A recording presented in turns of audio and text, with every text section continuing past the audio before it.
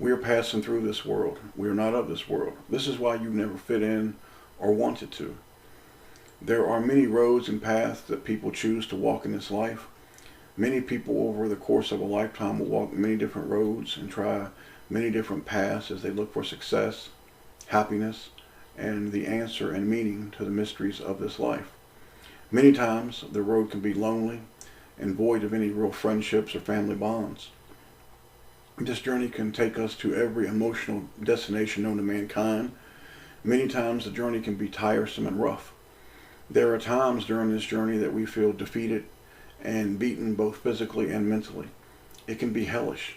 It can break you, confuse you, make you feel anger and extreme bitterness. However, most of these emotions come when we're walking the wrong road. We have moments that we question everything, including God the Father and Jesus Christ.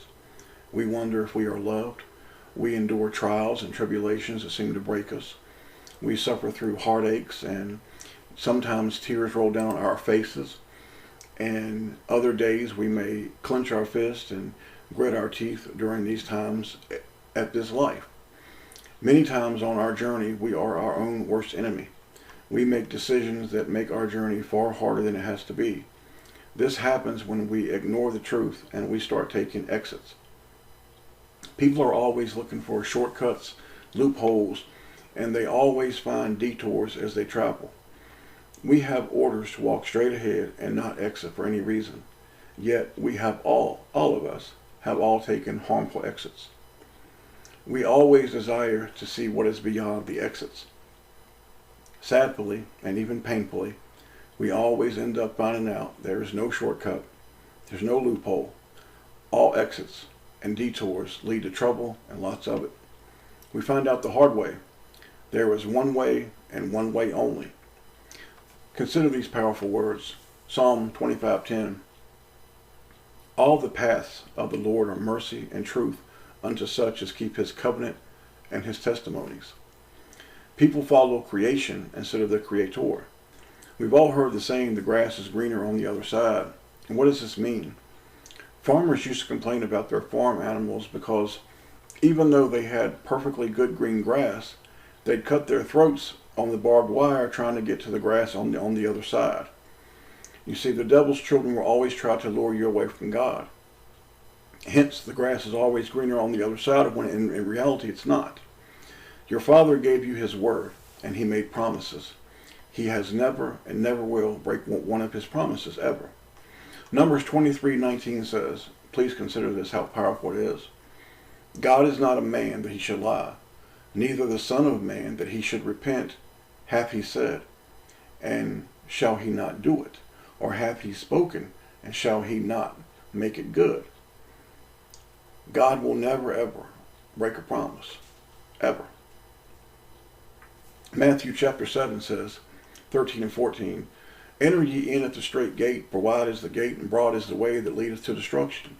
And many there be which go to thereat, because strait is the gate, and narrow is the way which leadeth unto life, and few there be that find it. There are times during our journey that we do not exit, but we still have troubles. We are going to encounter many different types of people and beings. Many of them are pure evil. Their sole goal in this life is to hinder your walk, make your journey back home as hard as possible, and if possible, cause you to fail. The one thing that all of these people and beings have in common is that they are pathological liars to the highest degree. They are both seen and unseen, flesh and spiritual beings who are your enemies for life. And as we walk this road, we will sometimes begin to pay attention to the seducers as they watch us walk. We have a choice to ignore, avoid, and refute these hideous creatures. These evil beings wear a mask, and many times we struggle until we pull the mask off and see them for what they truly are. And these beings stand by the roadside as we pass. They shout at us. They scream cuss words at us, and sometimes they are allowed to mingle with us and even try us. Sometimes we have to be tried and tempted by the evil of this world. From this comes real growth and understanding for the rest of our journey. During your journey, God will bring others into your life. These are your brothers and sisters. and you meet them walking the same road, going through the same struggles as you. We walk with one another, and sometimes we pass one another, but always go in the same direction and same destination. As your brothers and sisters walk by you, and sometimes we see each other stumbling, some will be called to help, but all are told to pray for one another. However, the one who will always come and get us is Jesus Christ. For it was Jesus Christ that walked the walk. It was Jesus who was tempted by the devil and conquered him with the word of our Father. It was Jesus who was mocked, laughed at, kidnapped, beaten, sleep deprived, and murdered by the same beings who hate you now. It is these same beings who are working 24/7 to redirect you off the path that you're on. It is these same beings who want you to choose their ways of lies, deceit, and filth over Jesus Christ. Through all of this, the Almighty Father watches, and he allows this saga to play itself out. But he has always rescued his children in their time of need.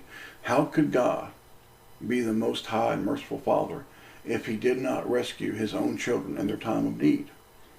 Proverbs 16:9 says this, "A man's heart deviseth his way, but the Lord directeth his steps." You are never alone during your journey on this road. There has never been a moment in your life that your Father did not know exactly where you were and what you were doing, whether it be good or bad. The Father brought you to this point in your journey, and he is pleased that you walk in his truth. We share these powerful words. Proverbs 3:6, "In all thy ways acknowledge him, and he shall direct thy paths." Psalm 25:4, "Show me thy ways, O Lord, teach me thy paths." Proverbs 2:8, "He keepeth the paths of judgment, and preserveth the way of his saints." God will always keep your road straight and keep you on the road if you do right by him. You are loved, you are not abandoned, and you have always been loved. Jesus said, "Follow him." And as we follow him, he walks before us, and he leads the way. He sets our path. He is the way.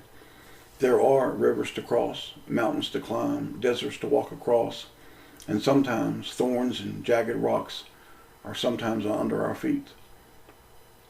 We must trust our Father and what he gave us in Jesus completely. We must live by his word. Your Father will never fail to keep his promises. However, he demands and commands that you live the way he says.